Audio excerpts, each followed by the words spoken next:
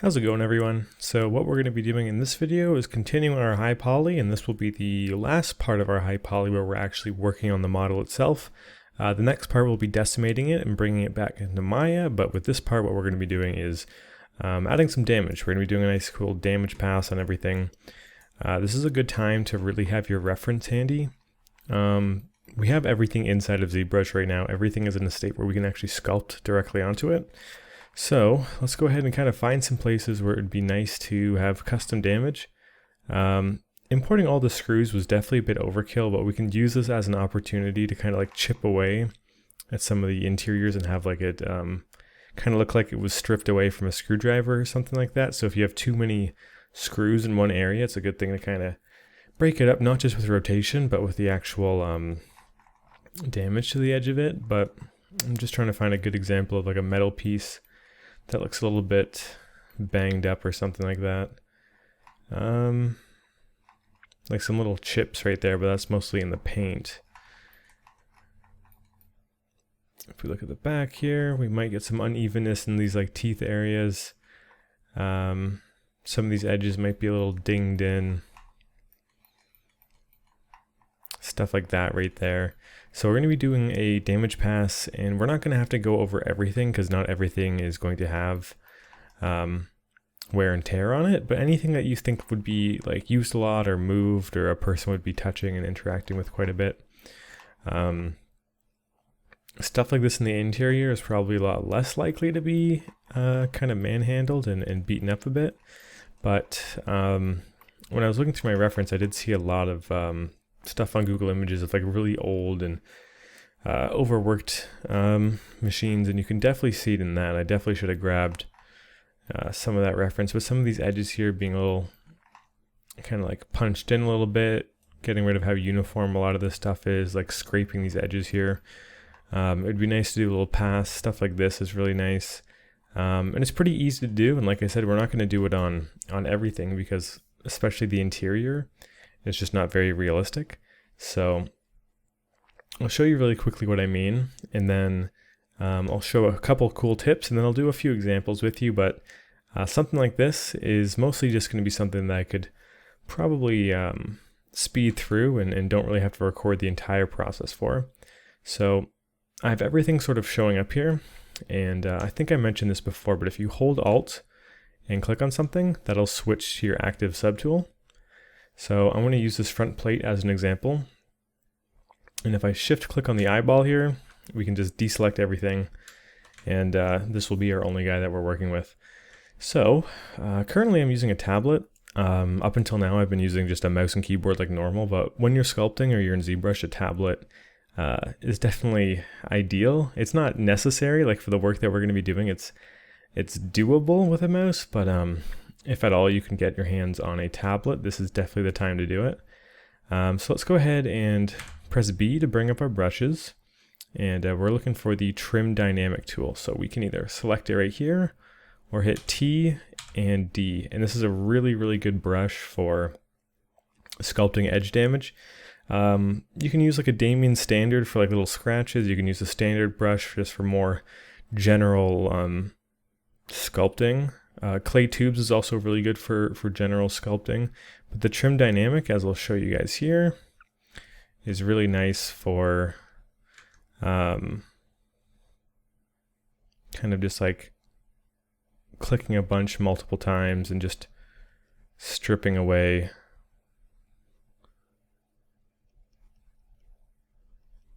some edges here. It kind of looks like someone has some trouble, you know, putting a screw in there and maybe dinged up the edges a little bit. So then when we turn everything on and the screw's in there, it looks a little bit more like, yeah, something's kind of scratched up against it. The screw didn't just fit in there right away. The screws have been changed a few times. Like this looks very soft and perfect. This is imperfect. It makes more sense, especially being right on the front. I don't want everything to be super clean. We don't have to take it this far with the edge damage. In fact, I'm going to undo all of that. But I would like to do a bit of a pass on a lot of these things. It's a lot more strokes than I expected. yeah, so before I dive into that, I want to show you a really cool tool called Morph Targets. This is going to make it very, very safe for you to sort of go through and do a pass like this. So if we scroll all the way down here, we can go ahead and find Morph Targets, and we can hit the Store MT button. So it's storing a morph target. Now, what this does is essentially, say I'm sculpting, and I'm doing some edge damage, and I do some really, really crazy edge damage like this, and I think that I want it, so I move on to somewhere else, and I keep going, and then I forget about this. And I'm like, shit, I want to undo this, but I don't want to lose all my other work. Like, what do I do? Since we stored a morph target of this object, if we go to our brushes, and we go to MT, or is it M? It's M something. It might just be, yeah, MO for morph. We can actually just paint right back on that spot, and it's going to paint that area back to what we stored our morph target as. So for a piece like this where it's a bit more complex and it's going to take a bit more time to sort of go through everything, it makes sense to store a morph target, at least while you're working on it. That way it's, yeah, you don't have to worry about sort of having a destructive workflow or anything like that. But for the time being, I'm going to use the trim dynamic with a square alpha. It's just going to give us like some harsher, sharper sort of cuts. And another brush you might like is if you hit the comma key, it's going to bring up this menu. We can actually go over to brushes. And once this all loads in, we have the trim brushes, which are really good for like cuts and edge wear. And trim smooth border is like a harsher version of trim dynamic. So if we open that, and we use our square alpha, we come in here, we're getting a lot harsher sort of cuts. I like this one for mostly wood and rocks and stuff like that, but maybe in some metal areas it might make sense. So yeah, you guys might find a good use for that. For now though, I'm going to use the trim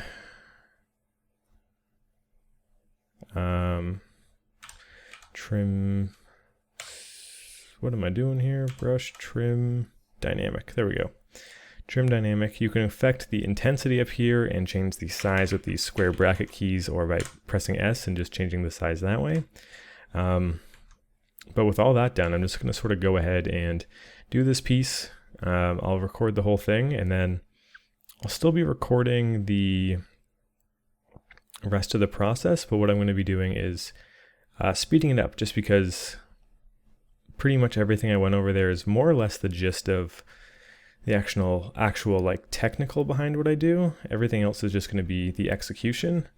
And I think as long as you guys can see it, if something confuses you, you can sort of figure out exactly how I'm going about it. So there's just some subtle edge damage there.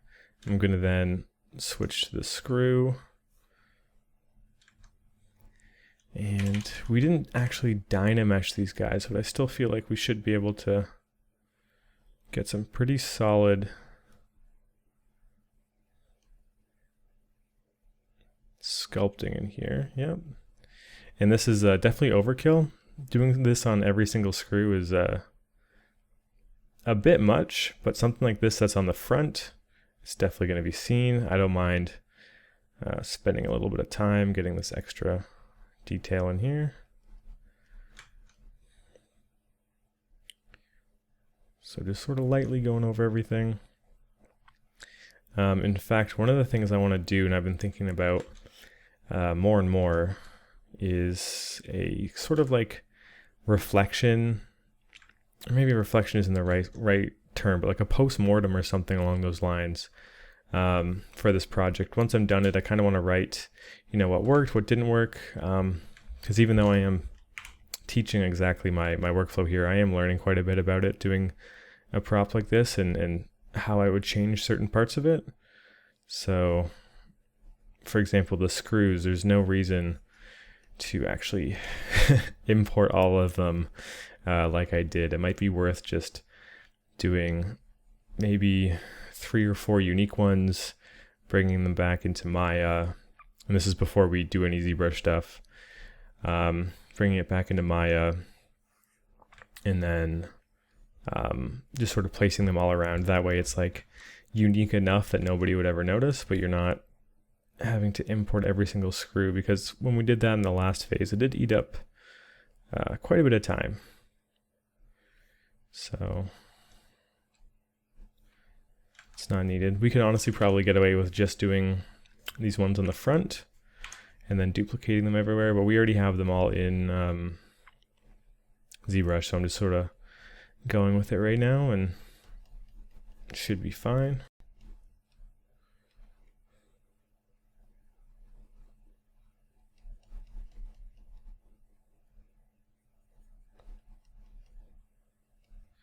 Chipping that away, we can also get some of these edge pieces.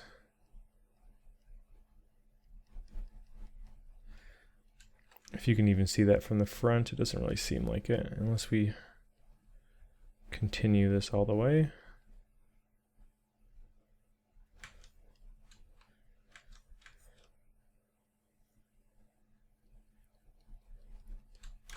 Yeah, subtle but noticeable nevertheless.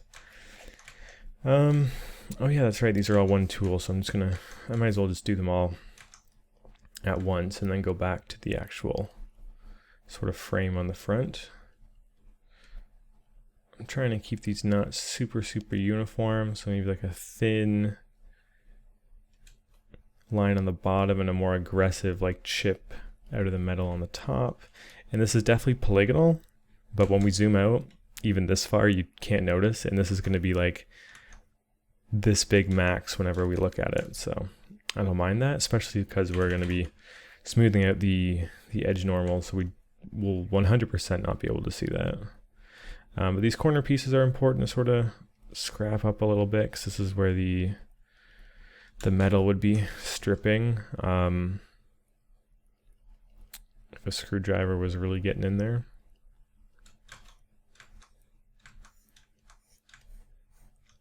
Okay, continue along.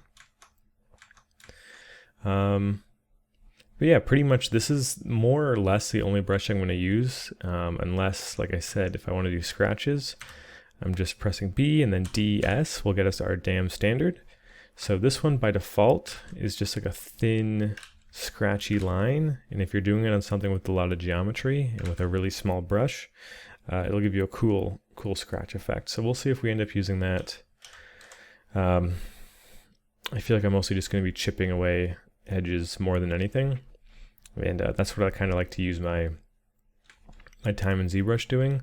The polish is the most important part. You can get a lot of this sort of edge damage with a lot of smart materials and textures even, but I just like to have a bit more control over it by sculpting, especially if like we literally already have it in ZBrush, so we might as well. So this one I'm going to change it up and have the damage on the bottom, and then like a little lip going into the corner here. Okay, continue this up top.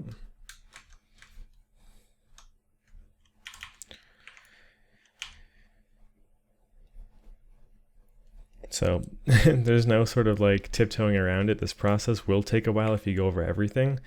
But like I said, not everything is going to need to get done.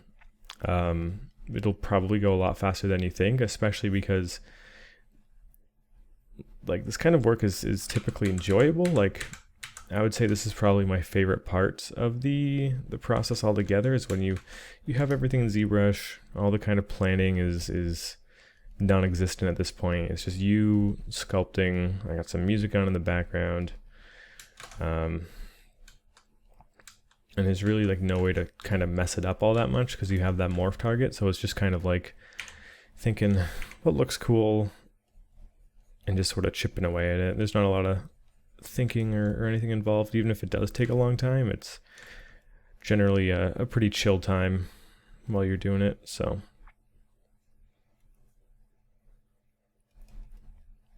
I have done things though, like something with several wood beams where it just takes forever, and it does get a bit tedious at that point. But the nice thing about this shape is it's just all variety, like nothing other than these screws. There really isn't too much consistency throughout kind of all the different shapes we're going to be using. We're sort of working on. But since these screws are consistent, it gives us a chance to really add some variety with how we go about doing damage and all that. So I'm just going to sort of have this main area here bashed up, and just a little bit here on the edges.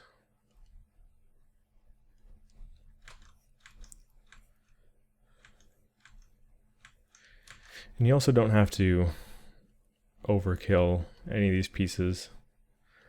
Another nice thing about this workflow is, say we even if we store a morph target, we just completely get to a point where it's just not looking good, or we need to start from scratch. We can literally go to Maya, hit the export button on any of these pieces since it's already set up properly, import on top of it, smooth it, and we're good to go. It's a very, very quick repair system as far as this workflow is concerned. So these screws all have a little bit of custom damage added to them. I think I might, these front ones I want a little bit easy on. Maybe not these ones so much.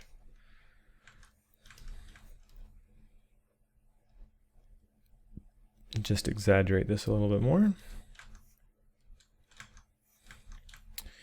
But we can just shift click that to come back out, and we can already see we're getting a little bit more personality shining through this. So let's go back to this piece. We've chipped out these two. These two are starting to look a little bit too clean. So this has a ton of geometry on it, but if you ever find that things are looking too polygonal, feel free to just go to the geometry tab and just hit divide with smooth on. At this stage with smooth on, it's just going to be kind of averaging everything out, but it shouldn't really matter all that much. So that should be pretty safe to do. If it's changing your shape too much, just turn smooth off.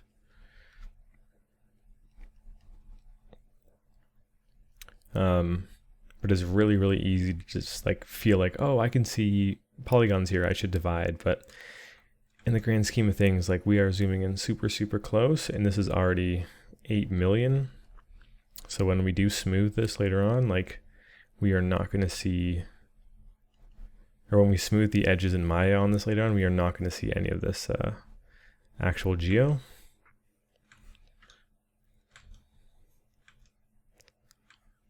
So keep going. I'm then going to get the screws at the top and then beat up some of the, like these edges here.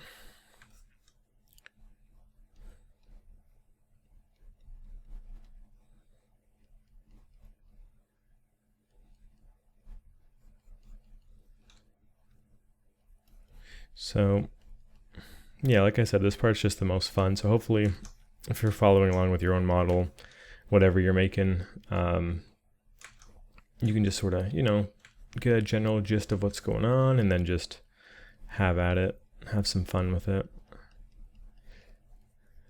The last part was definitely one of the more repetitive and boring pieces, but it's kind of like a toss-up. There's so many different phases when you're doing something like this, it kind of goes back and forth between that.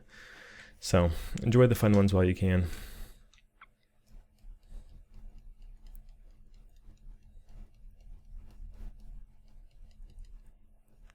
Just kind of chipping away. Make sure you're never just staring at something from one angle for too long.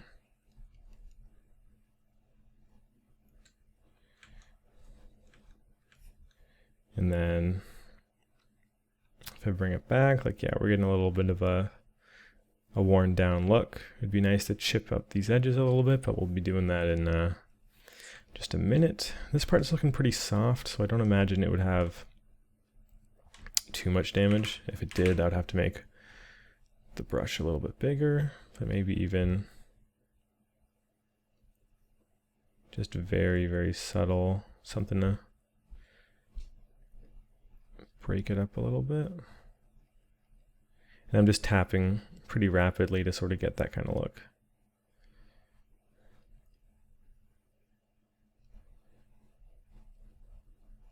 But these are definitely like little micro details, but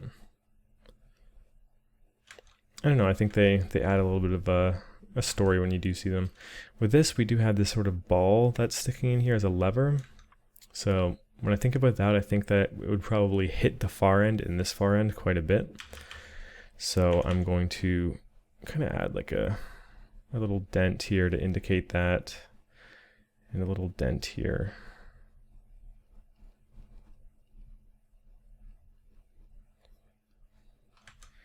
Just kind of makes sense, as if it's like properly hitting back and forth.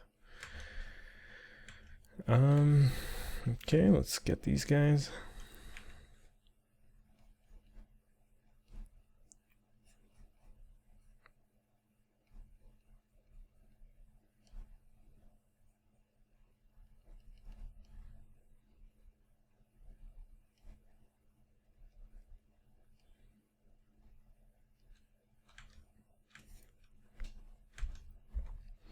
And that should be the last one.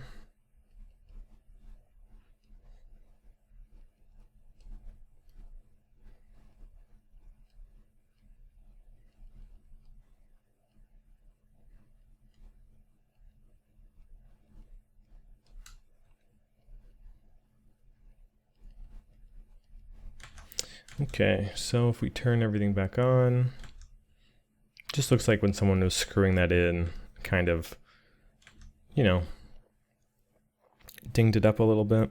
I think that just makes it look a little bit better. Let's go back into this. So some other things is like edges. Where would this thing naturally get banged up if you were sort of moving it around? Like beating up this edge here doesn't make a lot of sense, or this edge here. These interior ones might be a little bit different, just because they're actually in a place where you can interact with them. So if I jump in here and I just sort of lightly bang that up,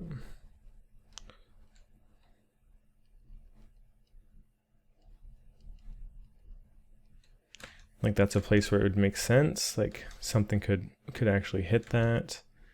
I might even just continue it all the way down.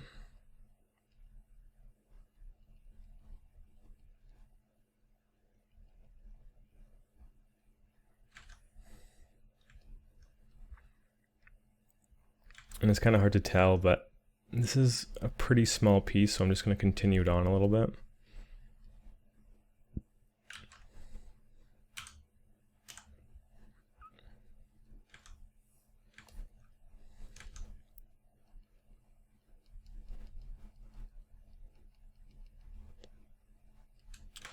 Okay. Can kind of just do the same thing in this corner. I'm not too worried about carrying it all the way down because there's not like an angle where we can actually see that. Just doing something like that. This kind of makes it feel a little bit more, you know, like an actual object. It's not perfect anywhere. It's got its little kinks and imperfections all over the place. Just getting a save here.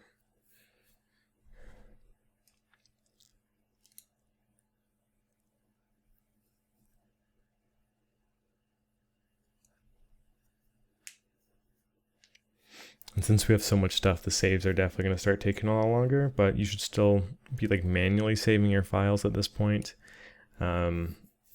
Whenever you're working with this much geo at any given time, like Zbrush can be kind of unpredictable with how it handles it, so we'll see how this goes. Like the fact that this save is taking this long just makes me like a little bit antsy, but it should be fine.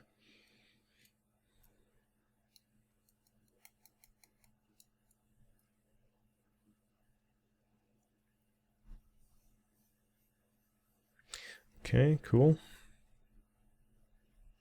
Let's continue. You really don't want to overdo it with this. It's very easy to just get carried away and do too much. But something subtle like that I like.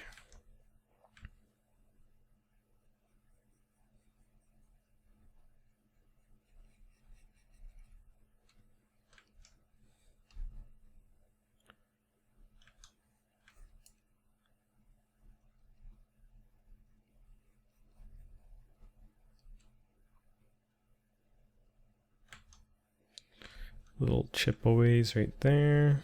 Maybe one on this side.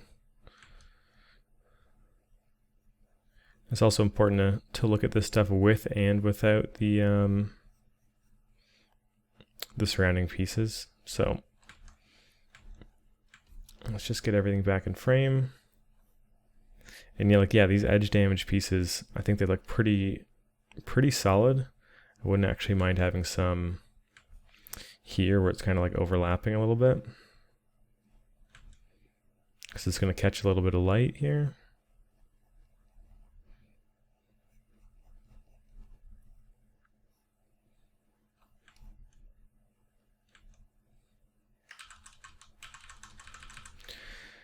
Might want these to be just a bit bigger.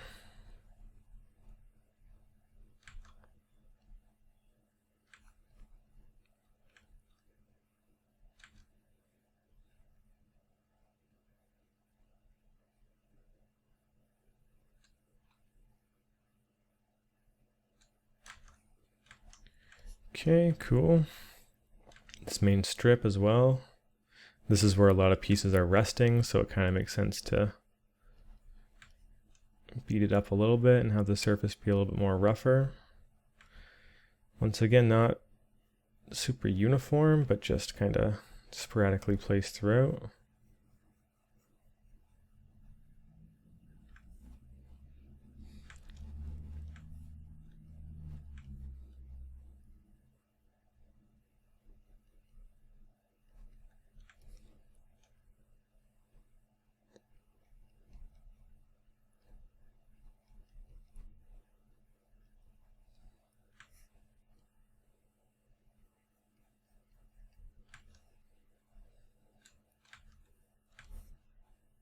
Maybe even like a larger sort of dent or something like that. Some more visual imperfections.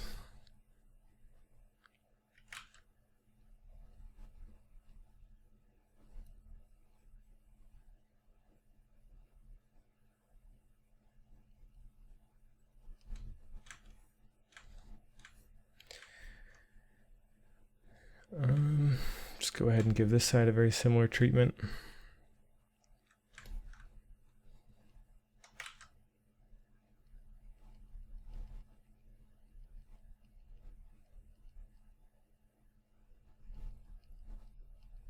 But just always be keeping in mind the actual like material you're working on. Like this is a hard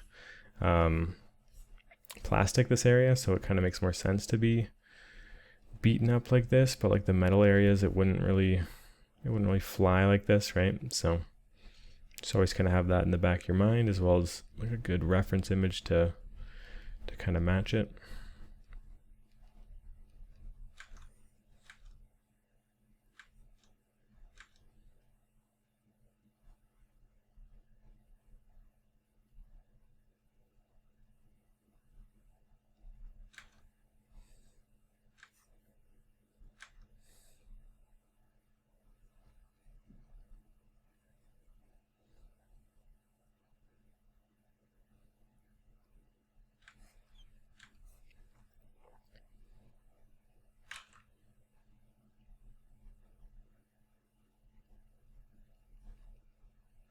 And it's like super easy when you're doing this to just get like lost in the sculpt. It's pretty zen. It's pretty chill.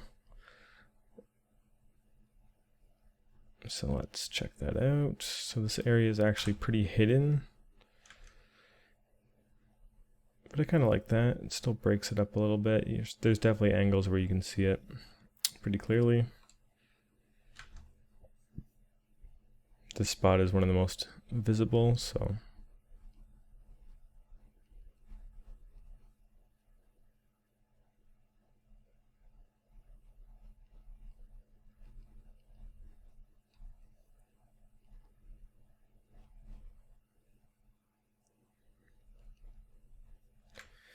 Doing something like that.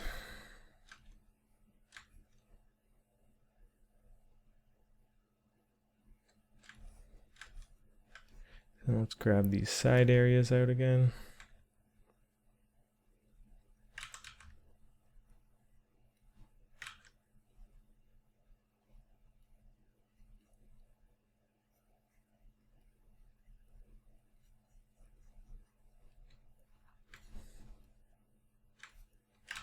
I think that might be too much of a chunk.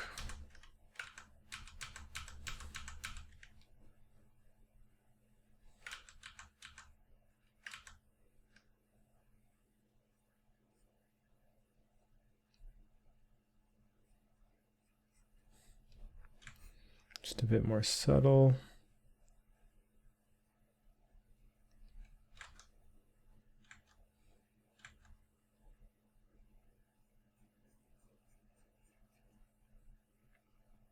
And I guess in certain areas you can push it a little bit further as long as it's not happening too much all over the place.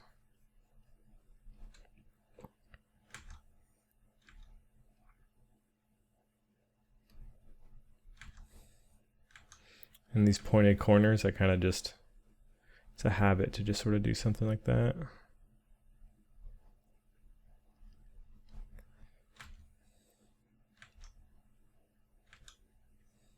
I'm obviously not going to go through all of these, like that's a bit overkill, but some of these main ones might be a bit more nice.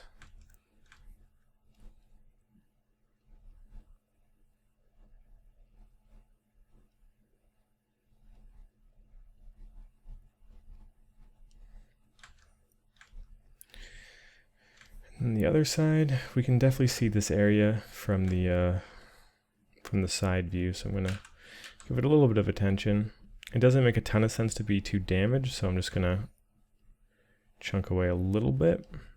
And then there is something resting here, so I'm just going to scrape up the metal a bit.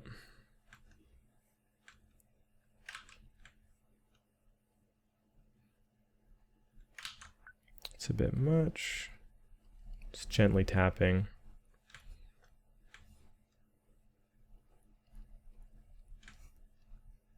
Some little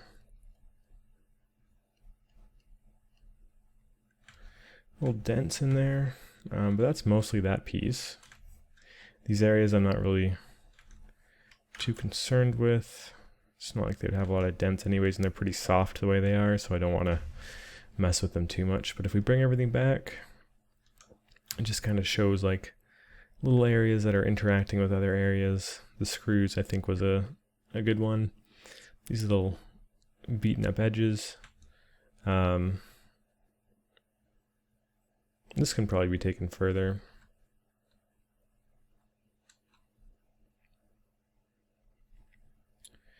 Like even just having like one area where it's like a little bit more.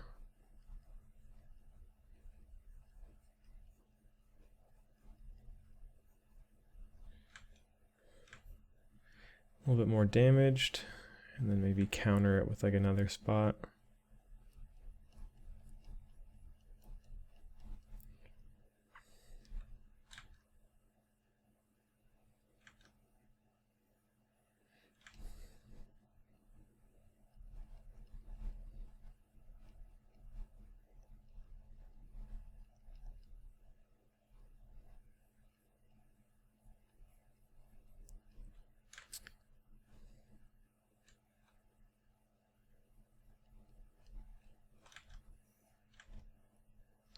Little nicks along there. Just want to smooth this one out a bit.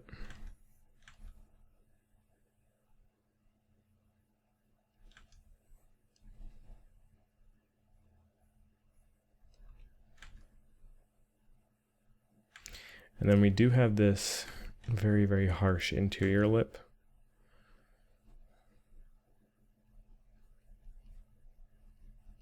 Which is a pretty easy one to chip away at. Just very softly. we're not like taking big metallic chunks or big plastic chunks out of it. We're just, you know, showing it's aged a little bit. It's been used, it's been beaten up.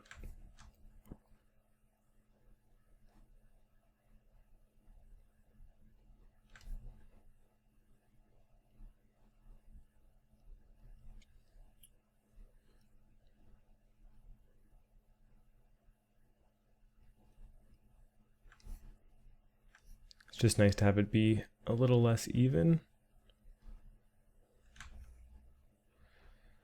So from a distance, like that silhouette's broken up, which is nice. And then even from the inside when you're peering over.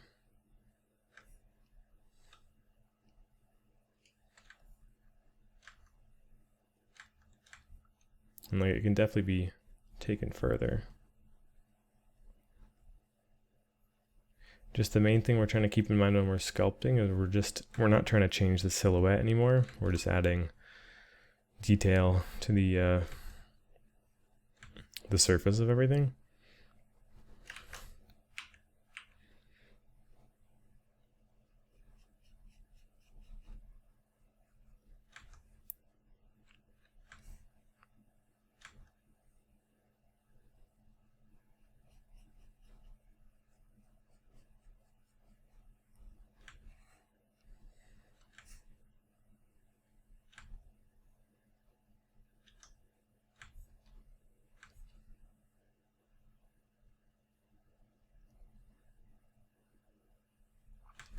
So yeah, you can really take as long or as little time as you want with this step. Realistically, if you wanted to just skip it all together, you probably could and just sort of get away with a lot of it in Painter. But like I was saying before, this is just a very, very controlled way of doing it. And it's definitely ideal to do a pass like this. So let's just bring everything back. For this piece, that's probably fine. We're not trying to make this thing totally messed up. If I select this guy again, I'm going to go to the frame now. And areas like this are like a pretty good target. Now, this is an example of, this is pretty low poly. So I'm going to undo that. I am actually going to divide this. So the poly count is pretty ridiculous on it, but it was just a little bit too polygonal. Like it was only 25% of the polys on the last piece we were working on, and this is much, much bigger. So I thought I'd go ahead and bump that up. These edges, like these are the areas that are most likely to bang into things. So it makes sense to sort of chip away at these guys. But either way, I feel like at this point you guys are probably more or less getting the picture. I do think that's a bit excessive.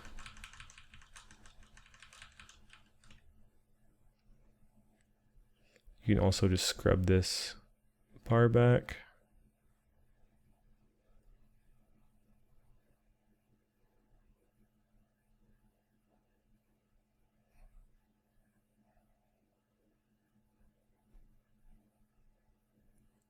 Okay, and with this guy I'm going to actually store a morph target just because he's quite a big one, so I am worried that I might miss some areas or want to fix some things. But anyways, this is pretty much the process I'm doing. I'm going to record the rest of this damage pass, but I'm not going to be commentating over it, so you can watch it if there's any parts where you're wondering how I might go about it. It will be recorded in this video. I'm going to put the whole thing in this video, so feel free to watch that. But yeah, hopefully you guys enjoy this or learn something new. Just a really, really quick damage pass to just sort of anchor everything and ground it and make it feel like it's all connected in one way or another. But that'll probably do it for the commentary section of this.